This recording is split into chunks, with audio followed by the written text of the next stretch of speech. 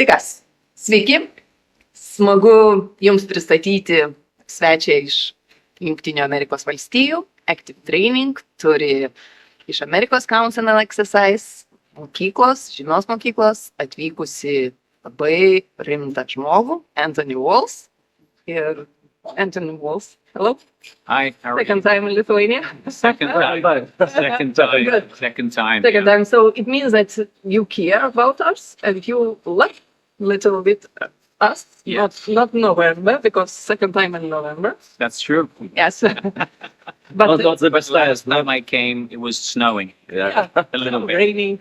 That's So okay. it can be. It can Yeah, be. yeah. On those days, it can be snow, raining, no problem. But Anthony, he's a really important person in this organization. And tell about your credential, who you are. Yeah, well, hi everyone. My name is Anthony Wall. I'm the Senior Director of Global Business Development for the American Council on Exercise. We're based in San Diego. And as Simona said, very happy to be here back in Lithuania to work with the personal trainers over here and give them a little bit more education and help them improve their careers so they can be more successful with their clients. Okay. And what happens in a school globally in those years? Because your last visit was 7 years ago. 7 years ago. So Yeah. Maybe some changes. Yeah, well, the big thing that we've seen is obviously we've now gone through a pandemic and we've seen a significant change in the way in which people program.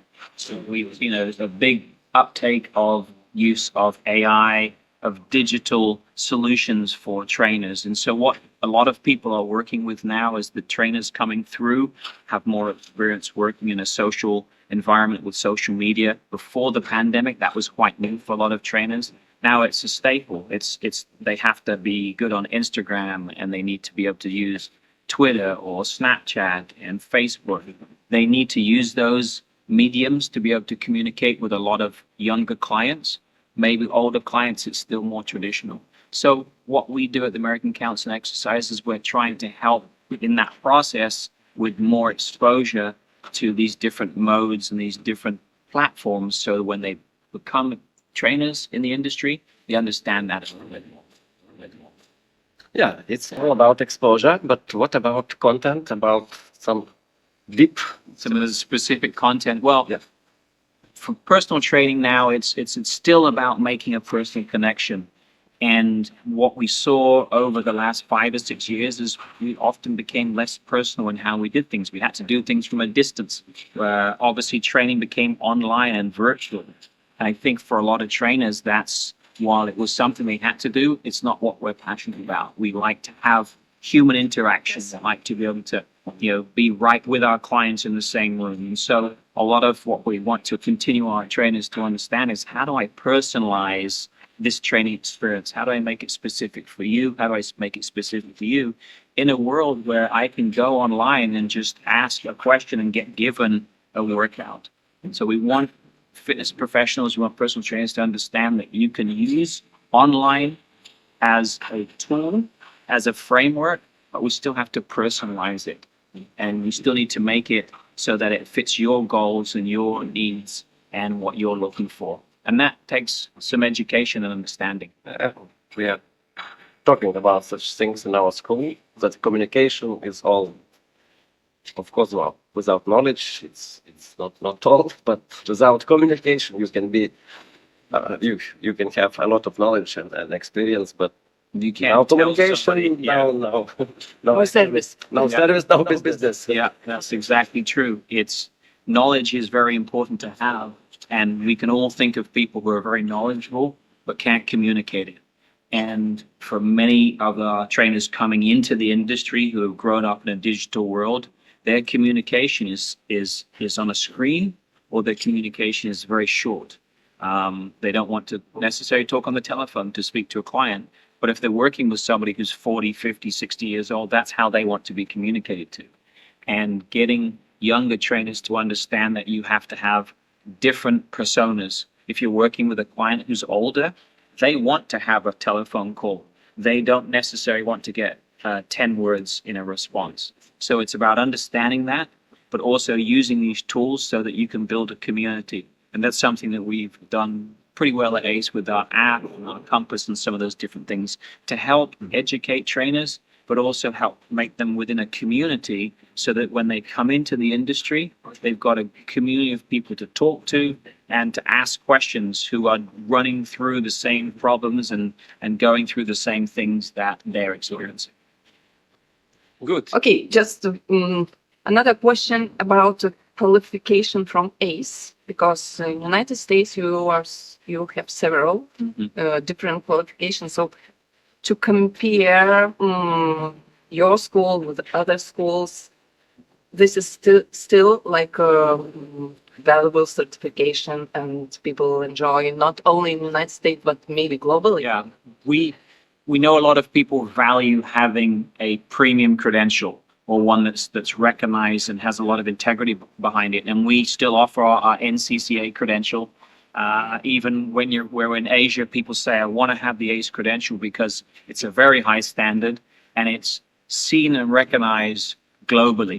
Many employers in many countries still look at ACE as a gold standard, and they want their trainers to have that credential because it shows they've gone through all the necessary education and the right level of assessment. And that's really important. It's what active training's been doing for many years, is assessing people and making sure that they're ready to sit for that. So that's going to continue to be important. And lifelong learning. The lifelong learning comes after that credential. Yeah. The credential is your first step. It's not the end. License. The license. License to drive it. Yes, yeah. When you get your license to drive your car, You're it means not you're safe and you're competent, but you're definitely not the best. Yes. That experience is what gives you that confidence. Experience is what gives you those different examples to build on. And for us, continuing education in the industry is extremely important. I think that perhaps during the pandemic, it went backwards a little bit because people had to change how they learned, and maybe some people were not as up to date as what they needed to be. Moving forward, we're seeing now people getting more interested in learning more, getting more specific, understanding more about AI, understanding more about how to personalize training, how to use different platforms so they can do virtual training if they want to. There's lots of different ways that we're going to continue to evolve as an industry. And what ACE is doing is leading some of those conversations so that we can continue to evolve our trainers to be some of the best trainers in the world. And do you have somehow community of ACE trainers? Because I have no idea numbers of ACE certification. Yeah. You already issued for them, but I think it's quite a big number of ACE qualified certified trainers.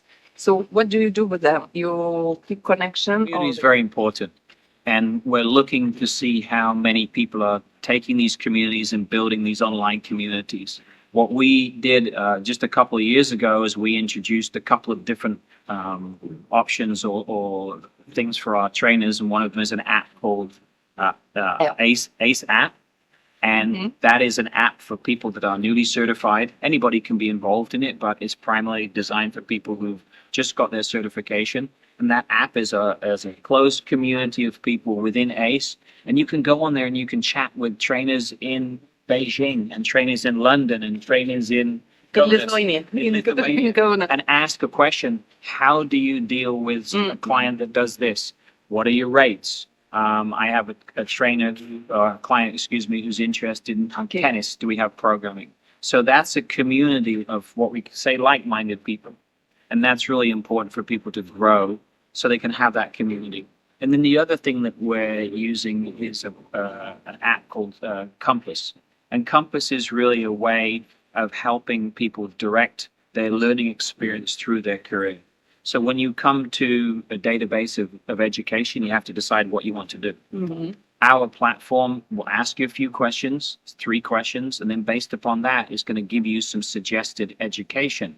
Some of it's free, some of it's paid, some of it's an hour long, some of it might be 5 minutes long. You're speaking about lifelong learning, about this continuing learning, and it will say, here's 5 courses. Nice. One's paid, one's free, These ones over here are reading, these ones are different exercises, and it'll help you build your skills in marketing, in programming, and working with specific populations. So we're starting to provide a personalized journey for people who live in a world of personalized experiences for their clients. But very important question is about new trends. Every year we experience something new globally. Yep. So what do you see now is like new trend in the United States on the training, on the programming, or I don't know, just work with the clients? Some of the trends, by the way, are coming back. Yes. Body weight training is becoming much more popular again. Strength-based training kind of moved away. Now it's becoming more popular, and that's okay. And one of the reasons might be, well, during the pandemic, we had to buy equipment and do things differently. So strength training is becoming more popular again.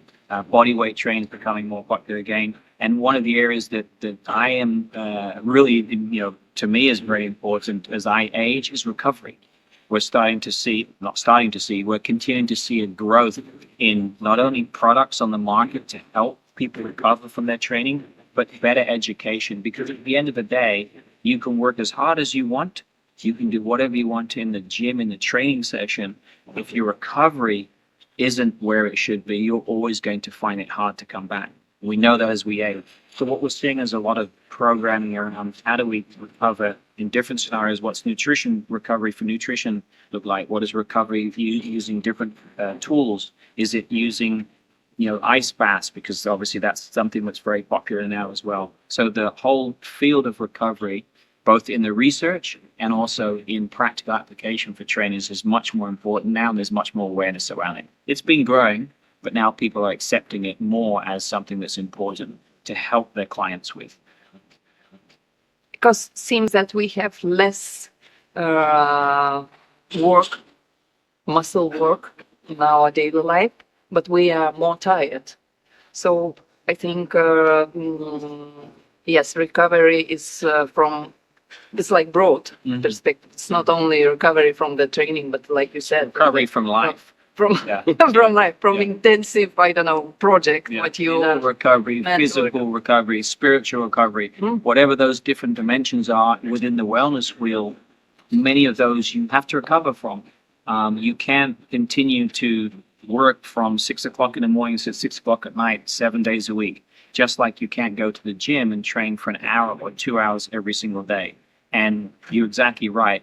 At the end of the day, people are just exhausted, and we can help them understand what effective recovery strategies look like for individuals. Maybe it's nutrition.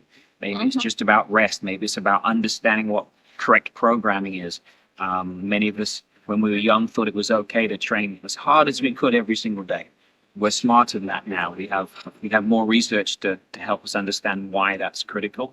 And as we get older, what recovery helps us do is prevent injuries, because we now understand more about how people are turning up at a session, and we can adjust the sessions based upon how they feel, perhaps even how they look and talk to us, so they don't injure themselves. Because at the end of the day, if I injure myself, I'm not going to want to come back and train again. Do you feel big difference between client 10 years ago and today's client? They are much more educated nowadays. They have all the information that we have at the touch of a button on their phones. They can ask the same questions we can. They might not know how to sift through what the information is that they're being given, but they understand. So the clients now are more confident of what their goals are. They understand more where they want to be, how they want to train, if they want to go into a studio, if they want to go outside, if they want to go to a larger club. They have more information when they come, and that's okay, because what it does is help us tailor that relationship. But does knowledge put the client as more health? They know, but are they More healthy? knowledgeable. Are they healthy? No, it's With like knowledge. literacy. Literacy is Yeah, not health only to know, literacy. but it's Yeah, it's awareness and understanding. And health literacy is about knowing where to get the right information and what's right and what's wrong. and to use this information. If you have motivation, to have valor of this knowledge and to live together with this. So And clients have more choices now. If they don't like a relationship with a trainer, they have more choices. They can go online. They can do a lot of their training can be through streaming services. That doesn't mean to say that they do all of that, but they often are more aware of their choices when they come and work with trainers. So trainers need to understand that clients might be more picky now. They might say, well, I'm looking for this specific type of training because I've heard this is great, or my friend's doing this. And we as fitness professionals and trainers need to be able to help shift them and maybe move them into something that's more productive for them, because perhaps what they see their friend doing isn't the best thing for them. What is your wishes for active training, for the Sweden fitness market, and wellness market? What are you can wish for us? So Or for what we should do. right, what we need to do is be able to activate more people and make people more excited about being healthy and staying healthy. And we know as we age, as we look at our communities aging, that being more active. And what does more mean? It means it's something different for everybody. But being more active means you're going to enjoy your lifestyle. More life. More active, more life. Yeah. And think about health span, not necessarily health longevity. I think that's really an important message that I would be asking all of our communities to understand. When you're talking to a client, if they're 20, 50, 70, health span, not health longevity, because I can get longevity from medicine, but I get a better health span with less illness from being more active. Anthony, do you have some interesting or maybe not typical example of personal training, but not in the gym? In which setting you already notice United States they do personal training? Mm-hmm. I would say that small group training, whether it's 1 to 2, 1 to 3, smaller groups, continues to be one of the most enjoyable experiences that we see people have. And it could be everywhere. It could be everywhere. It can be in a garage. Yes. It can be in a community church. It could be somewhere outside. It can be on cement. It can be on grass. It On can the be at beach. the beach. It can be in different areas. We see so much enjoyment and excitement when people are working and doing things together, because we like to be in a community. And while one-on-one personal training has tremendous value, everybody will say to us, I have so much fun when I'm working with my friends and my family, and we're in a group and there's laughter. So we just want to make it a fun experience, and that's what we continue to do and be successful at if we meet clients where they are and offer them things that work well for them. And there is the only limitation in where you can do your training is yourself and your surroundings. So we can go anywhere with it. Aurimo can do personal training on the skis or on the water. I've not seen personal training in the water. I've seen personal training on the water on a floating dock. Uh-huh. Yeah. I'm doing paddle boats. Paddle boats. Okay. Paddle boat. Yeah. Just sometimes we motivate trainers sometimes to go out from the gym Yeah. and use more natural spaces Mm-hmm. and just do training, like you said, more Just enjoyable, get out there. fun, Different. because not every training should be physiotherapy or, imbalance. It has to be a fun experience for the client. And if we Yes. only focus on the science, that's not that enjoyable for most clients. They want to have fun. They want to engage with you. They hire you for 2 reasons. 1, you know what you're doing. Number 2 is you're fun. And if you're not fun, they can get that fun somewhere else. So we always want it to be fun. And people will always go back to something that's fun. Even if it's not the most scientifically perfect thing, they will go back to you because they're having fun. So we want it to be fun. And then we can build the science in and we can use our skills underneath that. Good. Let's do fun. Let's do fun. Let's do fun. Get outside and do fun. Use ACE and active training. Yes.